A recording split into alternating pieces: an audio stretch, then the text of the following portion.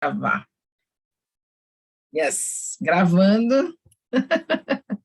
Gravando, acho que essa é a 17ª leitura desse livro, certo? Nós fizemos a 17. E nós estamos no quarto segredo sagrado. Nós não estamos muito longe do fim, não. Mas o quarto segredo, cada segredo você pode entrar e trabalhar ele independentemente do anterior. Então, se você está olhando aqui, você vai para pegar seu livro. Se você não tem o livro, você pode comprar o livro, mas ouvir, anotar, fazer as suas anotações, pegar seu caderno, seu marcador, aqui importante, né? Para você não esquecer, porque cada vez que você lê, cada vez que você passa por ele, você vai encontrar uma voz para falar com você, uma voz que vai falar com você exatamente aquilo que você está desejando ouvir, precisando ouvir, não é? Então, é muito importante olhar para isso. Como eu estava dizendo, esse é o 6º ciclo de leitura que eu estou fazendo. Então, são centenas de pessoas que já leram o livro comigo. Eu preciso fazer essa conta para ver quantas pessoas já leram esse livro comigo. E eu li todas essas vezes com todo o meu entusiasmo em aprender também, porque cada vez aqui eu sou mais do que vocês, eu sou uma aprendiz o tempo inteiro. E hoje nós estamos aqui para fazer a 17ª leitura desse 6º ciclo que eu estou fazendo. E eu espero e desejo que ele traga para vocês o melhor, uma orientação, uma guiança, uma alegria, uma percepção, uma clareza. 19ª?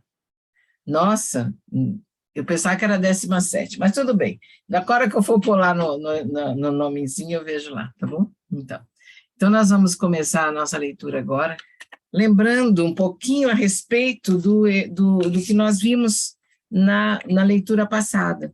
Tá? Eu fiquei de mandar umas coisas para vocês, mas fiquei atrapalhada essa semana, não mandei, vou mandar depois, tá bom? Algumas toques, algumas lembranças para vocês olharem e perceberem como é que cada ensinamento, como é que cada momento, cada palavra de Krishnadi, de Pritadi, está caindo para você. Porque não é apenas você ouvir, você entender o ensinamento aqui na sua inteligência intelectual, mas também sentir aqui na sua inteligência do coração. E aqui no seu plexo solar, olhar como é que sensações esses ensinamentos trazem para você na vida. Aplicar o ensinamento na sua vida. Porque sem aplicação, se ele não está presente na sua vida vivida, então você está só lendo para passar o tempo. Não é esse o propósito desse livro.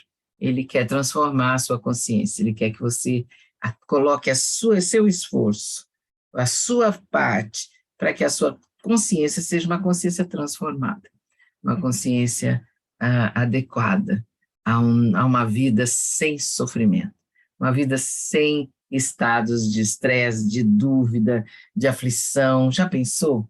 De você não ter mais dúvidas? Opa, era muito bom a gente não ter nenhuma dúvida, sempre saber qual é o passo a ser dado, qual é a palavra a ser dada, qual é a ação a ser tomada. E uma pessoa desperta, uma pessoa com a consciência transformada, iluminada, é uma pessoa que sempre sabe o que deve fazer. Ela não para, ela não titubeia, ela hesita, ela não hesita, porque ela, na hora que aparece uma escolha, né, ela sabe exatamente qual é a escolha que deve ser feita naquele momento em sua vida. E ela escolhe, e segue em frente, sem olhar para trás, sem achar que precisa confirmar com a amiga, com a mãe, com a família, ou se ela precisa checar se realmente ela fez certo ou errado, mas ela faz e sabe que o que ela fez é o que devia ter sido feito. Então, é muito bom se você entrar nessa experiência do despertar e da iluminação. É o que esse livro coloca aqui. Na última leitura, nós vimos a vida no estado ninguém, nós vimos o estado ninguém, esse estado em que você está pendurado no barranco, né? Tem um crocodilo embaixo de você querendo comer você, se você escorregar, tem um tigre em cima querendo te comer se você subir, e você está pendurado numa trepadeira, tem 2 ratinhos o tempo comendo aquela trepadeira que vai arrebentar em algum momento, e de repente você levanta a cabeça assim, cai um pingo na sua testa de mel de uma colmeia acima da sua testa. Você levanta a língua assim para pegar aquele gotinha que vai cair assim, para experimentar um docinho, um pequeno prazerzinho, desfrutar um pouquinho daquele esforço imenso que você está fazendo para chegar em algum lugar. Esse é o estado ninguém. O estado ninguém é o estado quando é o estado que ele fala aqui no livro, que é o estado da galinha voando, né? E o que eu sempre dou risada de imaginar uma galinha voando. Então, a galinha voa. Já viu galinha voar? Ela faz o maior esforço do mundo, mas ela não consegue sair do lugar, não é? Então, é o estado em que você realmente se sente o menor, o pior, se compara o tempo inteiro e está sempre perdendo para a comparação. Sempre você está ainda devendo para aquela imagem do ideal que você traçou na vida. Então, essa é a dor do eu perfeito, né? E lembrar que a dor do eu perfeito, ela é fundamental, o eu perfeito, que faz você entrar no estado ninguém, é aquela gama de informações que você recebe da sua mãe, do seu pai, da sua educação, dos seus professores, de namorados que você teve, namoradas que você teve durante a sua vida, e que pessoas que tiveram um impacto na sua vida e que levaram para você a formar essa imagem do eu perfeito. Só que não dá para alcançar o eu perfeito o tempo todo, você nunca alcança, você fica sempre devendo para ele, e aí mergulha cada vez mais nesse estado ninguém, não é? Então, veja bem, aqui mais um pouco aqui, nesse estado de consciência, nós somos, quando nós estamos num belo, ele fala uma coisa importante, ninguém nasce um ninguém. Lembra bem, na página 152, ninguém nasce um ninguém. E antes da gente começar a viver essa experiência de divisão psíquica entre a fantasia do eu perfeito e a realidade do estado ninguém que você vive, você vivia num belo estado de ser quando você era criança. Né? Então, como crianças, nós sabíamos viver a vida, nós estávamos pensando somente a respeito daquele dado momento. Nós estávamos unos com o nosso estado de ser, sem sentimentos de culpa, sem sentimentos de vergonha, sem sentimentos de comparação. Nesse estado de consciência, nós somos nós mesmos, sem vergonha nenhuma. A criança não tem vergonha de ser quem ela é, né? E isso vem acontecendo depois, e vai se cristalizando e aumentando, e hoje você olha para você muitas vezes e mente a seu respeito, para as pessoas com quem você conversa, com quem você convive, muitas vezes. Quantas vezes você mente em função do seu eu perfeito, da fantasia do eu perfeito? Você mente dizendo que você é algo que você não é, porque você tem vergonha de dizer de olhar para você como você é realmente. Então, conforme nós vamos crescendo, envelhecendo, o senso de tranquilidade interior da criança vai criando sistemas de avaliação que garantem que nós nunca estejamos satisfeitos. Né? No estado ninguém, não estamos trabalhando para criar riqueza. Esse quarto segredo sagrado tem como foco ser um criador consciente de riqueza. Nesse estado ninguém, nós não conseguimos criar riqueza, nós estamos apenas viciados em rolar barranco abaixo, e sem pensar, tá? Então, nós vimos isso aqui, olhando o último parágrafo desse texto, nós podemos perguntar qual é o estado que está alimentando essas minhas conquistas, as minhas conquistas de criar conscientemente riqueza. Né? A minha conquista, eu estou usando comparação com os outros e o medo de ser inferior para propulsionar impulsionar meu crescimento? Ou eu estou inspirado por um estado de paixão profunda e alegre por fazer a diferença? Como é que está, de que estado eu estou criando riqueza na minha vida? Ok?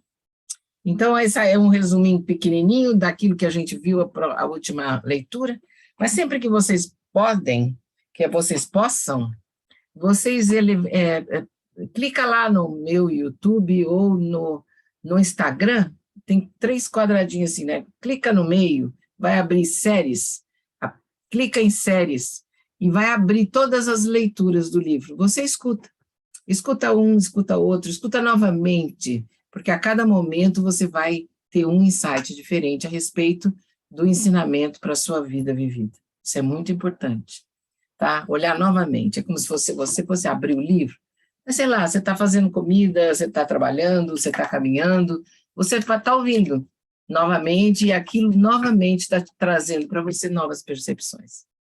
Nós vamos ler hoje página 154. É isso aí, Neide. Você é é isso aqui. Então, nós vamos, quem estava na Diksha, sigam Elo e se cadastram no link da Elo. Que linda, Tati. Muito bem.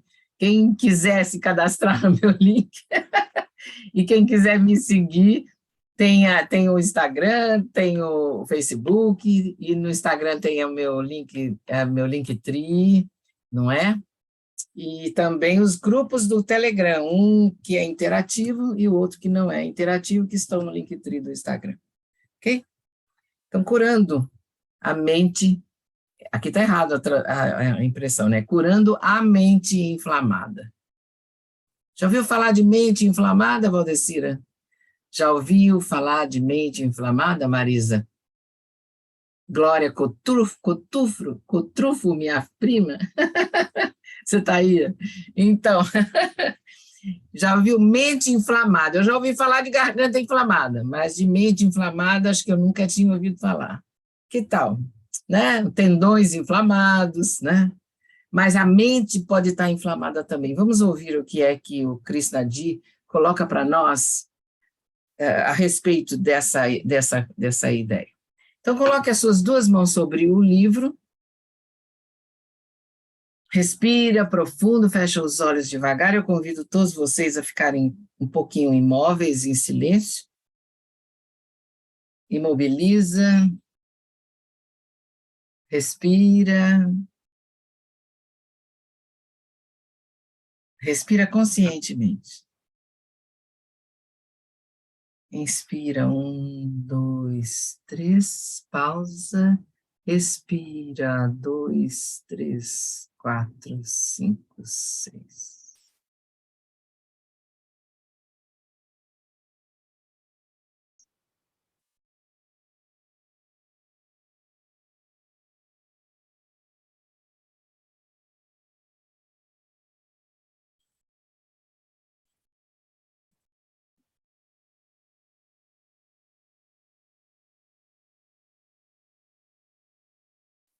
Toda a atenção na sua respiração.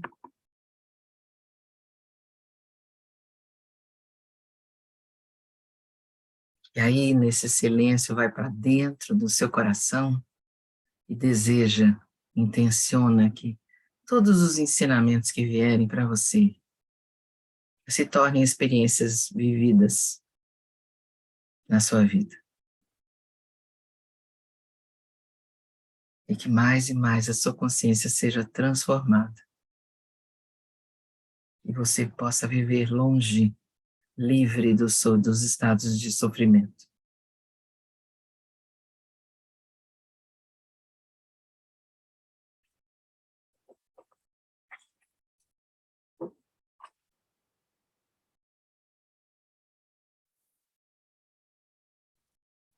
Respire longamente. Há um sorrisinho. Abra um sorriso nos lábios. Olha para mim, dá uma risadinha para mim. Pronto. Ixi, isso mesmo. Só deixa um minutinho aqui, deixa eu ligar isso aqui.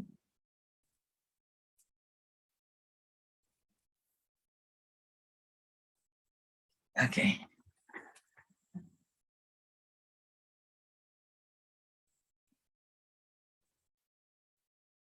Desculpa. Só para melhorar aqui meu ambiente, que eu não liguei. Eu tive que fechar as portas e as janelas, porque a luz fica acesa e as mariposas todas vêm correndo em cima da luz. E aí eu fico morrendo de calor aqui dentro. Mas então é isso, queridos. Vamos começar a nossa leitura. Página 154. Curando a mente inflamada. Tudo certo aí? Aqui também? Todas as pessoas entrando, queridas. Cenando todo mundo. Então vamos lá. Todos já tivemos alguma inflamação no corpo, certo? Certo. Quando algo doloroso ou irritante tenta invadir um organismo, há uma reação biológica para tentar removê-lo. Os sinais e sintomas visíveis da inflamação, apesar de frequentemente dolorosos ou incômodos, são provas de que o corpo está em guerra para se curar. É claro que, algumas vezes, a inflamação pode interferir no equilíbrio do organismo, tornando-se ainda pior. O perigo de inflamações crônicas e discretas é que a sua natureza silenciosa esconde seu poder destrutivo. Na verdade, a inflamação induzida pelo estresse, pelos estados de estresse e de sofrimento,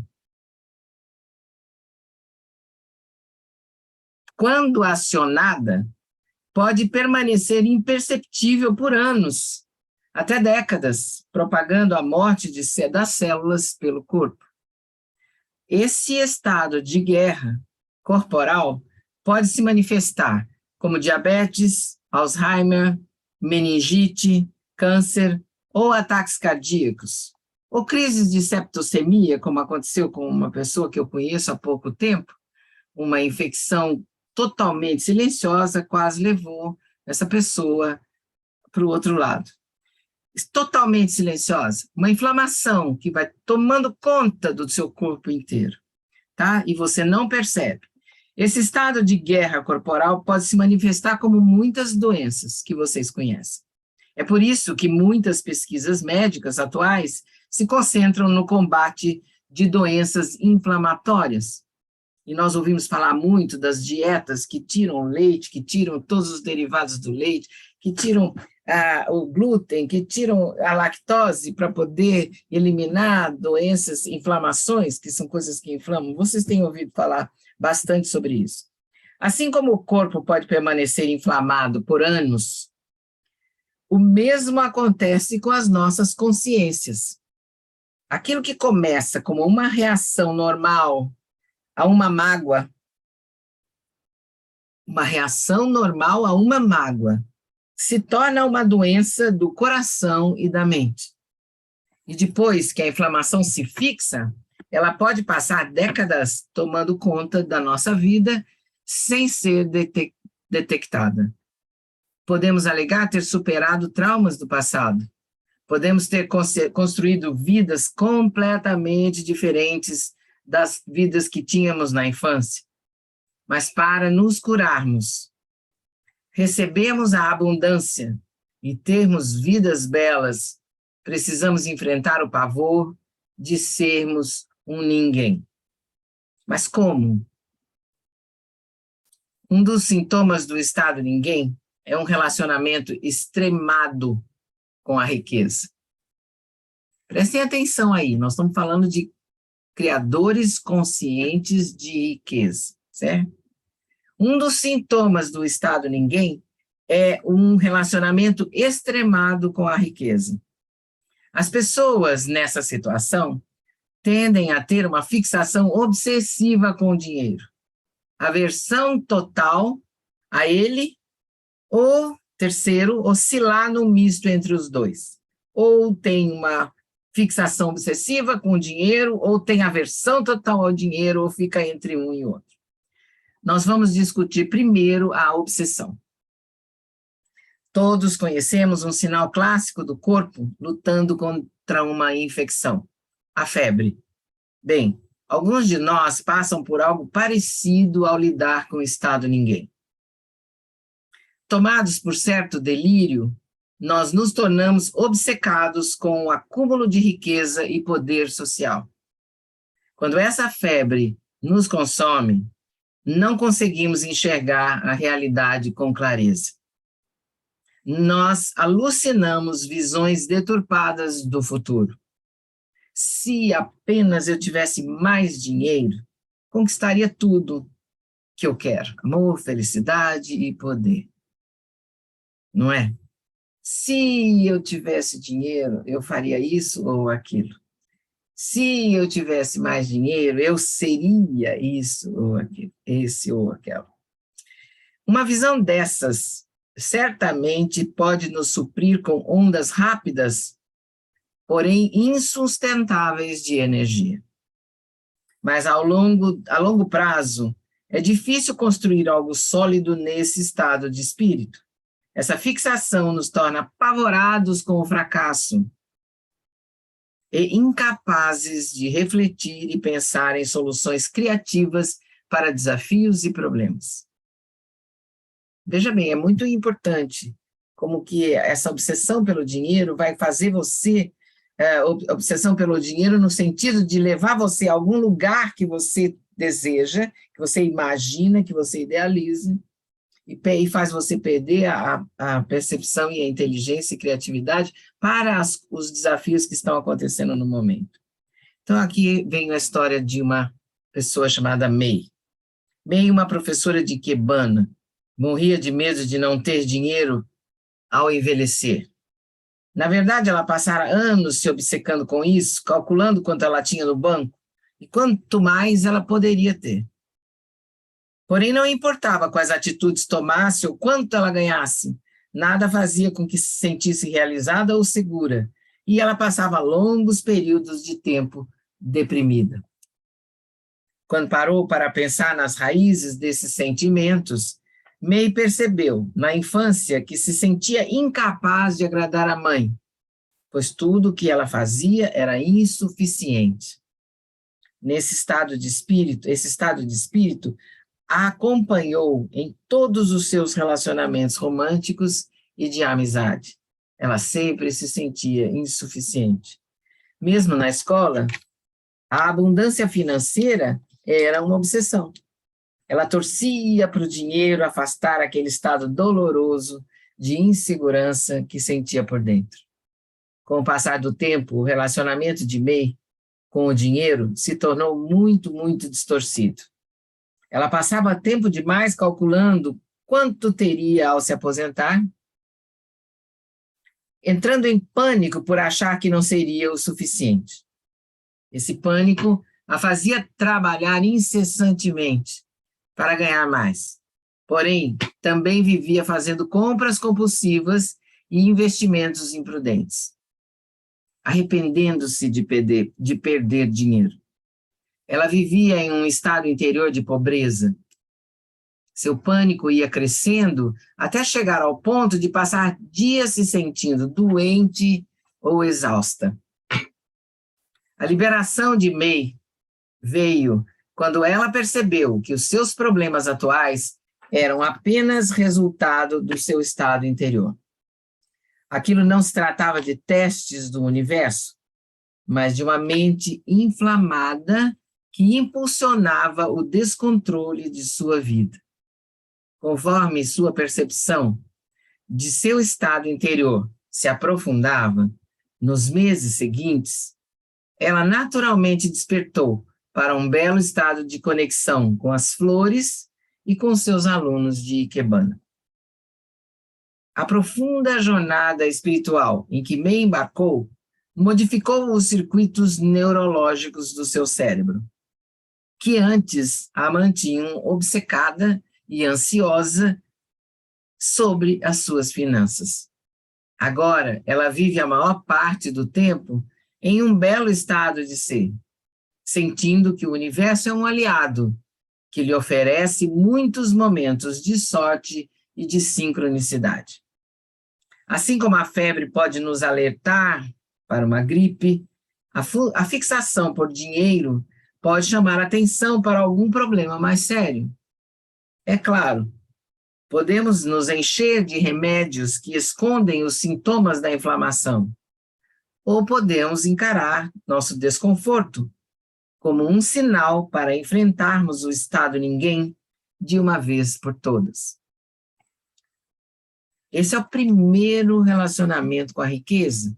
Esse é o primeiro estado do relacionamento de obsessão, de obcecado. Veja lá na frente, na página anterior, ele fala assim, as pessoas tendem a ter uma fixação obsessiva com o dinheiro. Esse é o primeiro.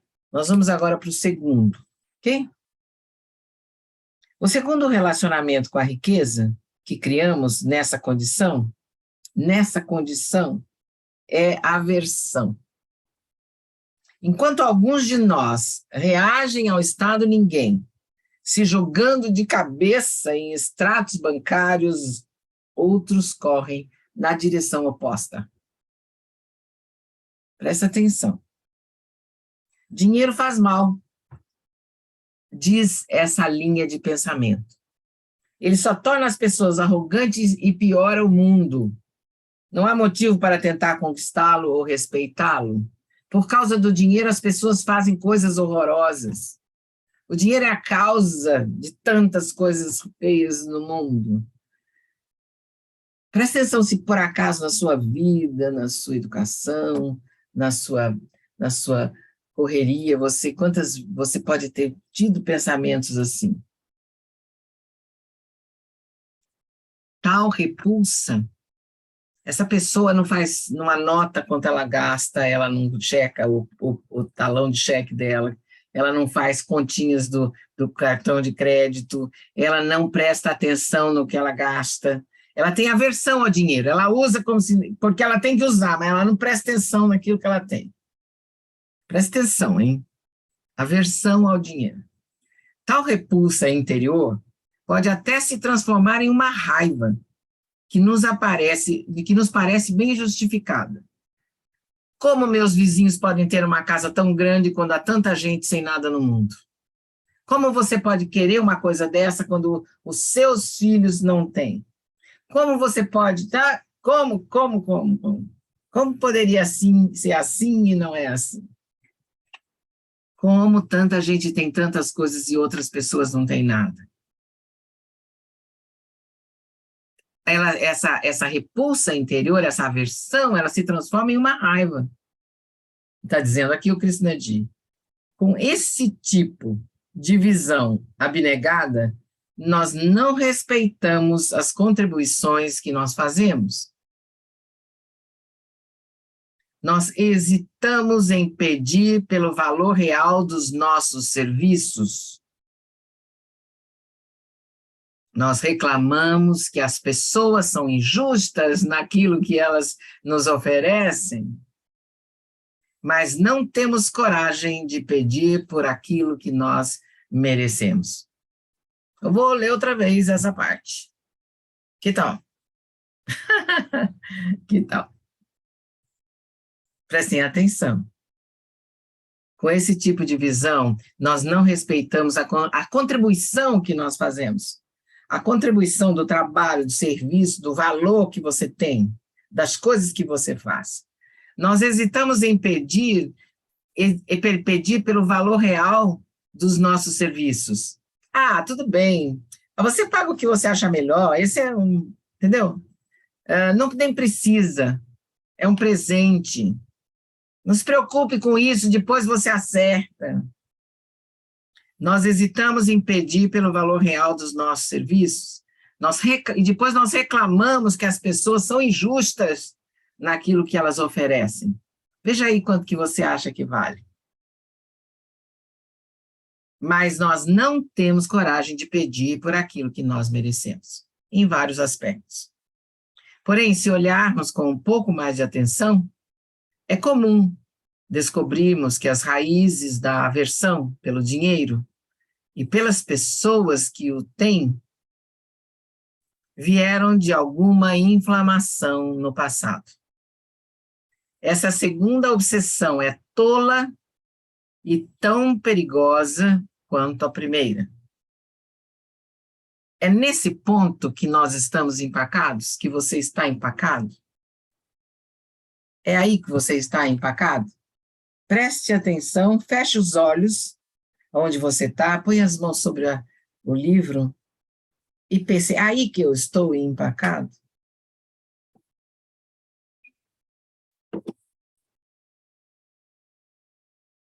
Ok? Pause aí. Pause aí um pouquinho. Pause um pouquinho aí. Respire aí.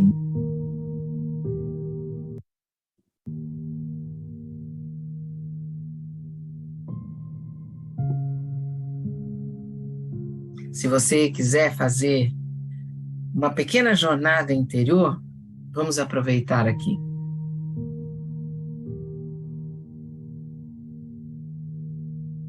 Respire devagar para nós nos ancorarmos no momento presente.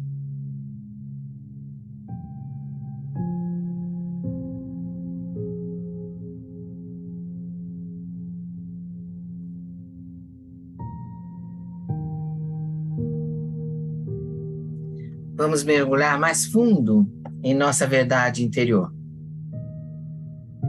Fique imóvel e observe.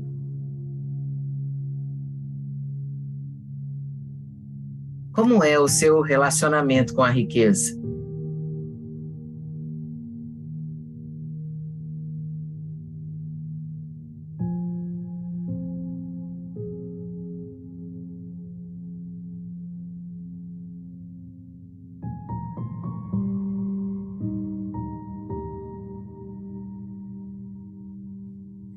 O seu relacionamento com a riqueza é obsessivo?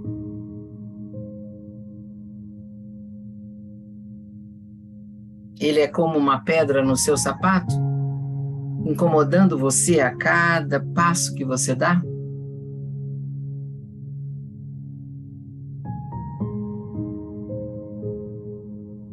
O tempo todo você está prestando atenção nele, pensando nesse relacionamento?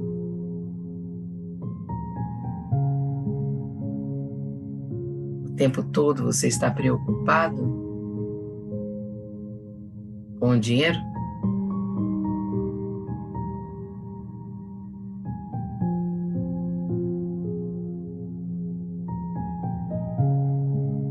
Ou você sente indiferença ou desdém pelo dinheiro, pela riqueza?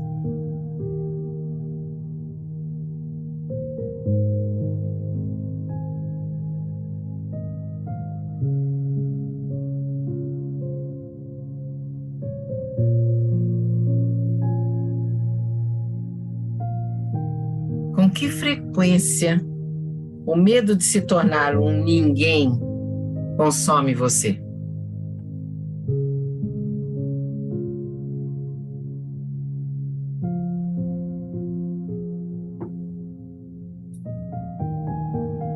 Com que frequência você se obceca pela ideia de viver e morrer como alguém que não significou nada para os outros?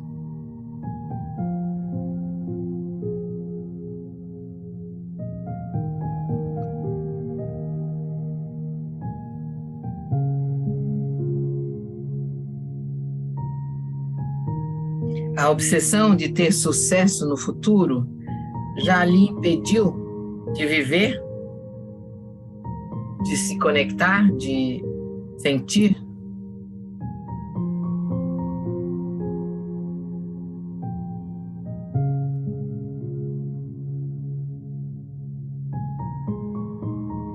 Ou a sua busca pela abundância, pela riqueza, pelo dinheiro, surge de um estado feliz, de autodescobertas e um desejo de compartilhar os seus dons com o mundo?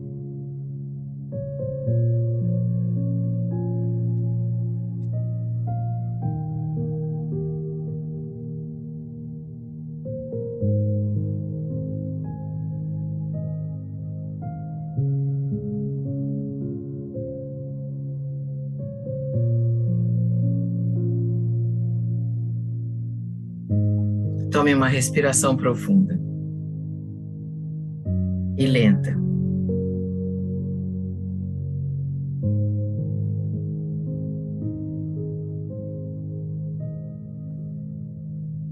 E quando você estiver pronto, abra os olhos devagar.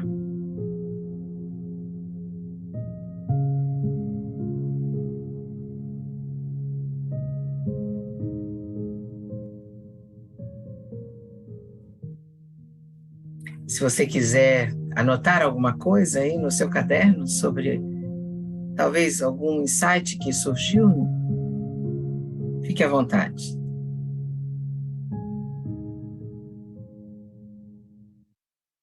Anote, registre o que vier, para que você possa voltar depois e talvez olhar para você, para essas coisas devagar. Ok? Na página 157, nós vamos continuar. O ponto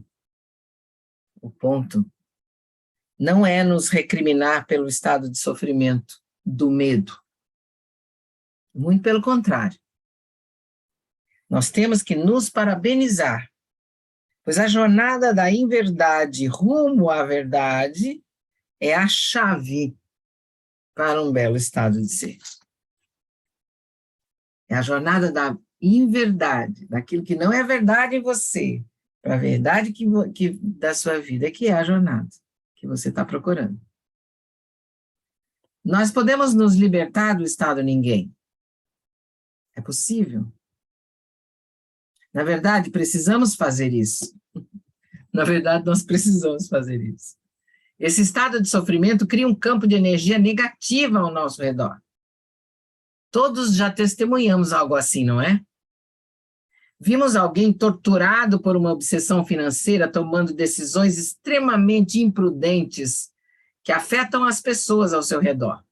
Já viram isso? Já conhecem pessoas que tomaram decisões imprudentes em momentos de extrema obsessão financeira? Vimos como o estado ninguém, o estado interior ninguém, se manifesta como excesso de trabalho e como depressão. Se ele se manifesta assim. Não é fácil conviver com as vítimas dessa situação. Em geral, elas estão consumidas demais por sua raiva ou pela vergonha para sentir o amor dos outros. Em um nível macro, o estado ninguém se torna uma força que impede a riqueza de fluir na nossa direção. A Mari está querendo saber a página? Página 158. Veja bem.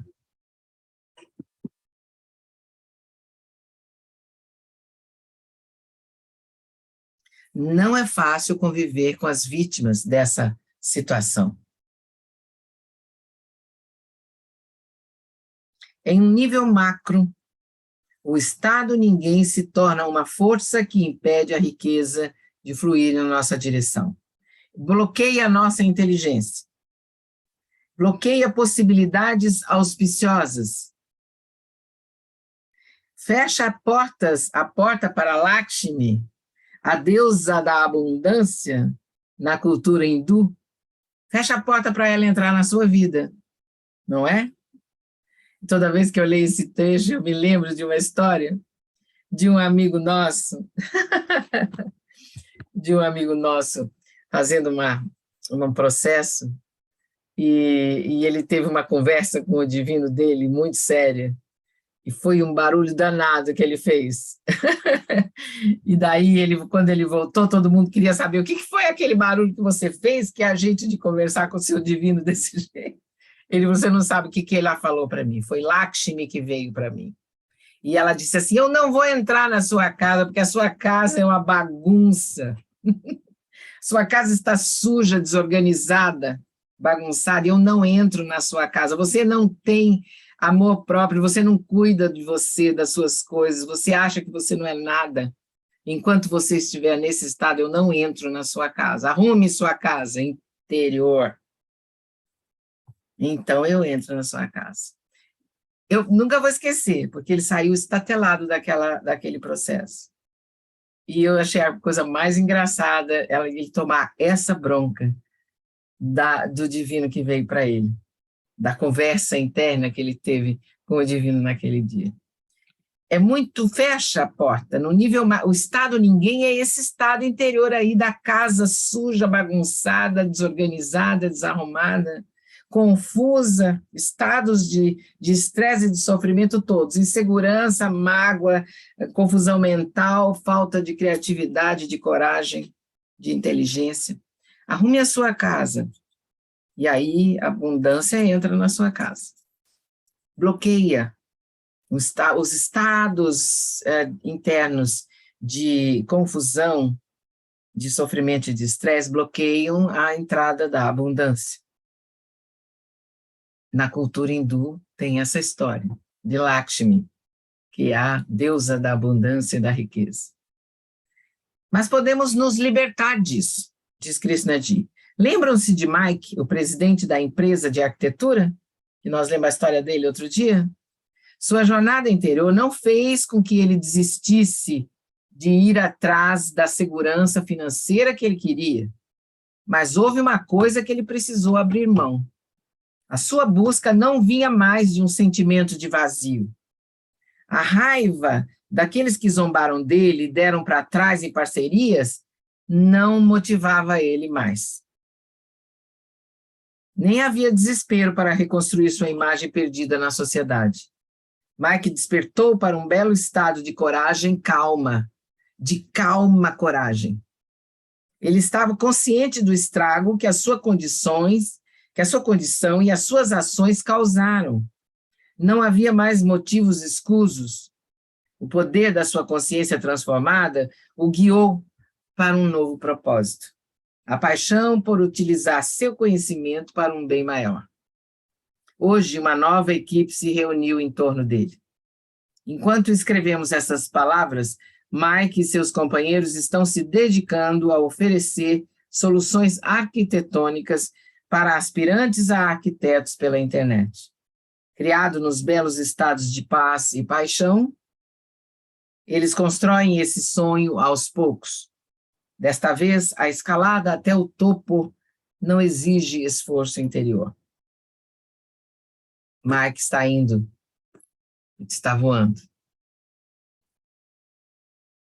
E nós vamos para a próxima etapa, tornando-se um criador consciente. Não é isso que a gente quer, né? A gente quer se tornar um criador consciente de riqueza, certo? Então vamos lá. A criação de riqueza é um dos assuntos mais discutidos no mundo inteiro. Sem dúvida, você já ouviu falar de muitas técnicas e estratégias para enriquecer, e muitos cursos, e muita gente na internet ensinando você como ganhar dinheiro, como criar abundância, como ter prosperidade, como mudar a sua mente e a voar na vida. Nossa, mãe, é só abrir o Instagram, você encontra muita gente fazendo isso, ajudando você. É o assunto mais discutido no mundo inteiro. Todo mundo quer criar riqueza. E é necessário criar riqueza, ter liberdade para criar riqueza, ter criatividade, ter propósito, né? Fazer dinheiro, dinheiro mesmo. Money, que nem diz a Lajan, que nem diz a Débora. Então, é importante você criar riqueza. Sem dúvida, você já ouviu falar de tantas técnicas assim. A jornada para se tornar um criador consciente de riqueza é muito diferente de tudo isso. Veja bem, essa jornada aqui é muito diferente de tudo isso. Nós defendemos uma abordagem consciente na criação de abundância.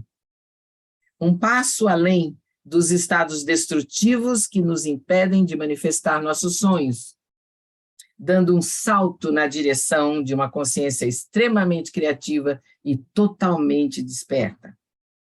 É um salto que Krishnaji propõe aqui, um salto na direção de uma consciência extremamente criativa e totalmente desperta. Você não vai precisar mais criar, construir e conquistar devido àquilo que lhe falta. Você aprenderá como obter de um poço profundo de criatividade. Quando os alunos fazem essa jornada da consciência, pela consciência, despertam para novas oportunidades, animadoras, auspiciosas, e se deparam com sincronicidades milagrosas. Em vez de lutar contra a grande corrente existencial, um grande fluxo os leva para inúmeras margens maravilhosas do rio da vida. Então, quem é um criador consciente de riqueza? Pergunta Krishnadji. Um criador consciente de riqueza? Pronto, ponto. Primeiro, está desperto para o estado a partir do qual ele busca abundância e sucesso. O criador consciente de riqueza está, desperto para o estado interno a partir do qual ele busca abundância e sucesso. Um criador consciente de riqueza está consciente do propósito por trás da sua busca. 2, ele está consciente do propósito atrás da sua busca de riqueza.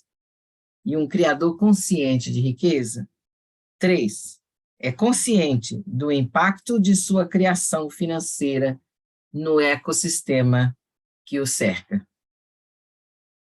Veja bem, são 3 dados aqui sobre quem é o criador consciente de riqueza. Vou compartilhar aqui a experiência de um presidente famoso de uma empresa muito popular. Alguns anos atrás, recém-promovido ao cargo, esse homem e sua esposa passaram por sua primeira jornada de transformação em nossa academia. A empresa sofria uma crise financeira e, durante uma reunião com a diretoria, a responsabilidade por virar esse jogo foi depositada nos ombros desse homem. O presidente tomou a decisão que a maioria dos líderes toma ao se deparar com esse tipo de crise: demitir muitos funcionários para diminuir os gastos. Com muito peso na consciência, ele contou à esposa seu plano de mandar as pessoas embora e foi confrontado por ela por uma pergunta. Eu entendo que você se decidiu pelas demissões, disse ela. Mas em que estado interno você está tomando essa decisão? A partir de que estado você está tomando essa decisão? Estado de medo ou estado de amor? Medo da crise ou amor pela empresa? O presidente começou a sua jornada, então, para se conectar com o primeiro segredo sagrado da visão espiritual. Lembram dele?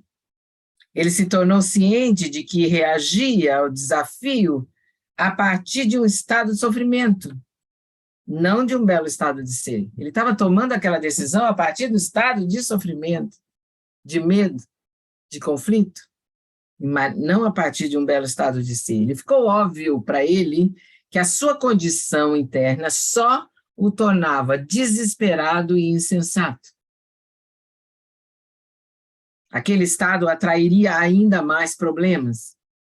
Equilibrado com a visão de dissolver primeiro o sofrimento e lidar com o problema da empresa em um belo estado depois, o nosso aluno seguiu para o segundo segredo sagrado da verdade interior. E percebeu que a sua decisão fora impulsionada pelo desejo de se proteger e pela obsessão consigo próprio, consigo mesmo. Não por uma visão maior para a organização, não porque era uma visão maior, mas ele estava era defendendo o dele.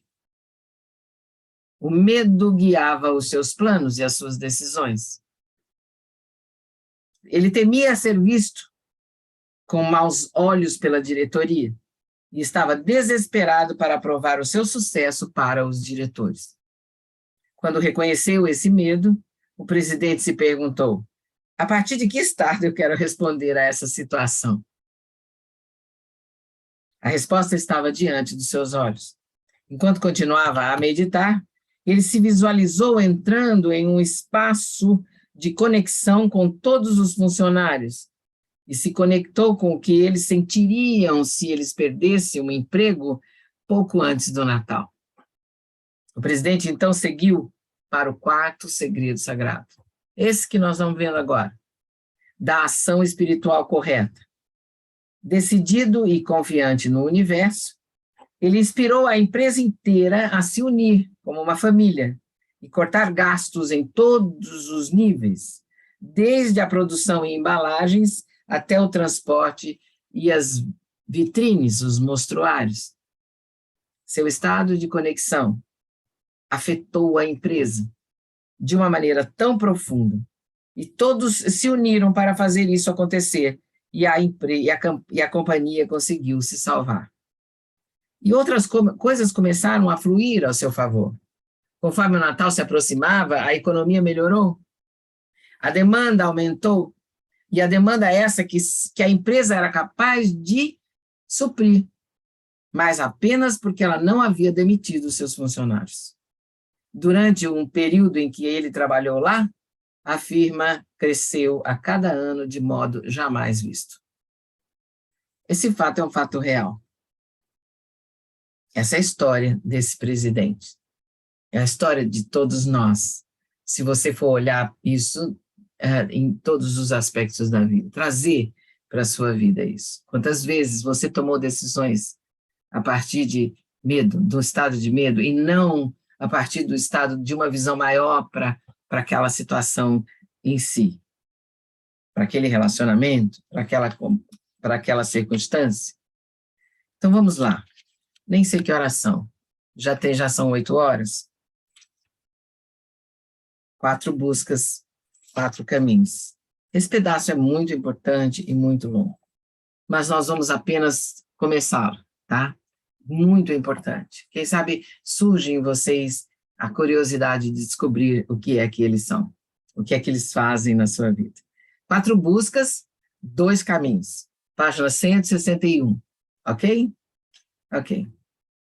Apesar de nós dois não gostarmos de ostentar nossa riqueza, ou de ostentar qualquer coisa, na verdade, diz Krishnadi, ele e Pritaji, claro, queremos compartilhar a sabedoria que nos guiou na criação de empresas internacionais bem-sucedidas durante nosso casamento, de 22 anos, e que também auxiliou muitos dos nossos alunos a se tornarem criadores conscientes de riqueza.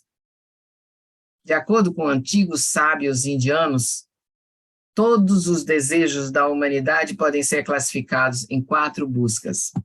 E aí nós paramos e vamos para a próxima leitura no próximo domingo.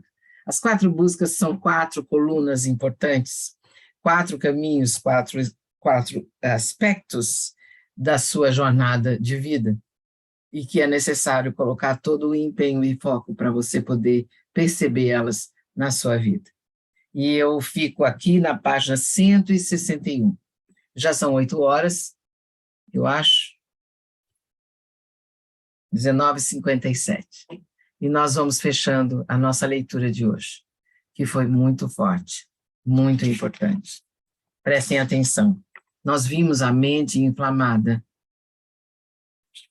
Você vai prestar atenção, vai ler outra vez, vai escutar novamente durante a semana sobre a mente inflamada e perceber aonde essa mente pode estar inflamada na sua vida aí em você, a consciência de alguma forma inflamada, girando no mesmo lugar, criando uma degeneração e não um fluxo de abundância, de coragem, de criatividade na sua vida, ok?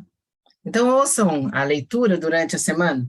Põe lá o earphone, não é para ficar olhando para minha carinha, não, é para escutar a leitura, ouvir novamente, novamente, novamente.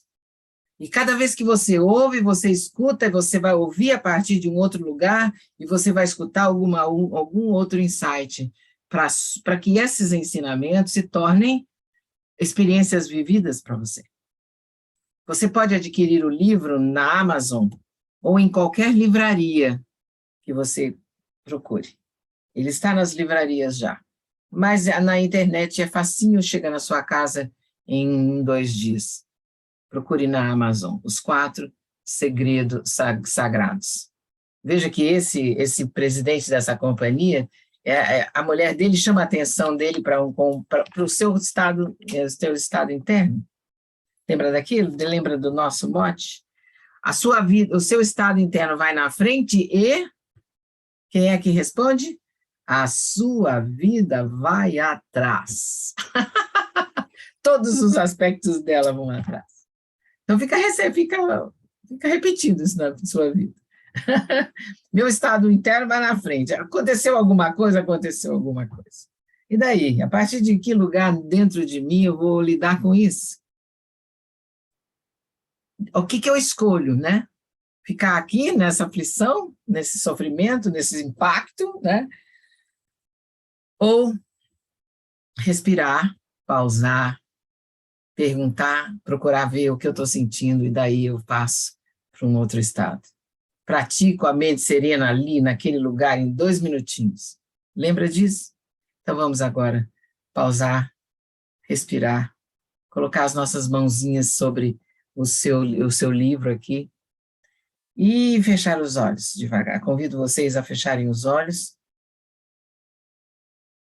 rapidinho. E todos vocês eu convido para receber essa energia que nós chamamos de bênção da unidade e também chamamos de Diksha. A palavra Diksha em sânscrito quer dizer bênção. E essa bênção virá aqui através da minha conexão profunda com o meu divino. Através do Ekan do meu coração. Esse lugar da unidade e da paz, ancorado no coração de cada um de nós. Recebam essa Diksha, que vai fluir através de mim, mas não de mim. Recebam no seu coração. Focalizem aqui o seu chakra Agnya, entre as sobrancelhas. O seu chakra da coroa, esses 2 centros de energia do seu corpo. Focaliza aí, o centro geométrico do seu cérebro. Recebe a Chaitanya Diksha, que é a Diksha, que é a bênção da consciência iluminada. Respire profundamente, lentamente, como nós fizemos no início, devagar.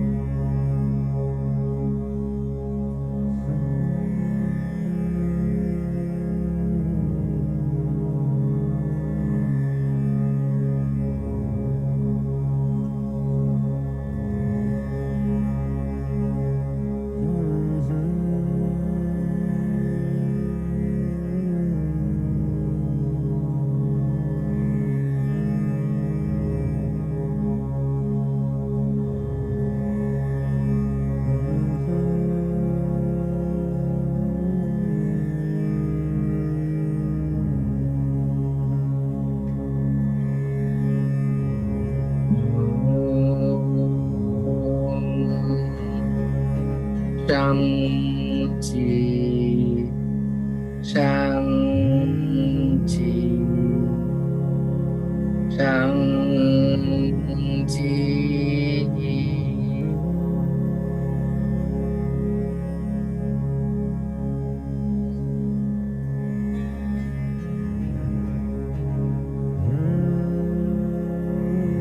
Que a paz esteja no seu coração.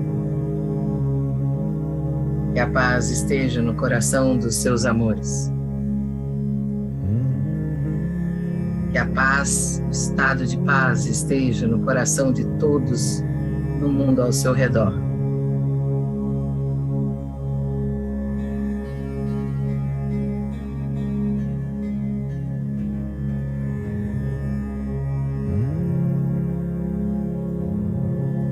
Respire fundo e lento.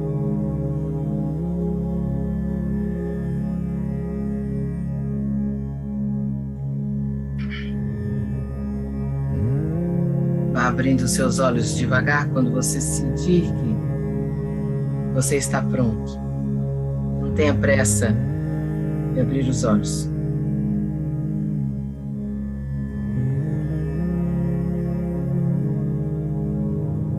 Com muita gratidão pela presença de todos vocês aqui no Instagram, no Zoom. Muita gratidão por todos que acompanham o livro, a leitura dos 4 Segredos Sagrados de Brita Ji Krishnadji. Com gratidão por esses mestres, esses 2 lindos e iluminados que são Brita Ji Krishnadji. E nós nos encontramos no próximo domingo. Uma semana maravilhosa, uma semana feliz, uma semana auspiciosa para todos vocês, uma semana com muitas realizações. Convido vocês para estarem, os que acordam cedo, estarem conosco no Campo da Clara Luz todos os dias, segunda a sexta-feira, para meditar e receber Diksha às 6 da manhã no Zoom. O link de entrada no Zoom está no meu Linktree da bio. Estejam bem, gratidão. E aqui no Instagram me despeço a todos vocês com amor. E quem quiser entrar no Zoom, que aqui no Zoom nós vamos ficar mais um pouquinho para conversar um pouco, tá bom? Gratidão. Namastê. I love you. Namaste.